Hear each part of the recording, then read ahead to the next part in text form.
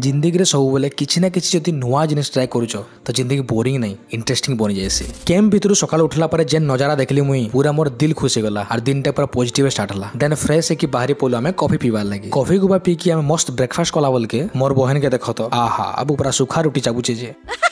Then आमर सब पल्टन बाहरी पले काकिंग करवार लगे। एक्चुअली रे सत कहि बेले मैं काकिंग बोले काना जानि नै थे केबे निजे एक्सपीरियंस करी ही नहीं तो जानबी केनता कि इटा में पहुंची पोलो हीराकुद राइट जाके के पहला तो हमके भल से सेफ्टी गार्ड पिन्है दिले आरो जेन हिसाब रे कसी कसी भिले ना निजके पूरा छोट मोट बाहुबली फील होते इताके देखि नहीं भाबो एटा काकिंग बोली कि सबु सरी सारला पर नदी तरार उद्रुजन इटा। देन आमे सब गुटे केउड साजी गलु आउ कातो मारी मारी पहुंची पोलो नदी मजी के हेले औषध बढ़ा कि मैं एंता हिसाब कातो मारली जे डायरेक्ट जाई कि हमर साथ डंगारे कुटी देली।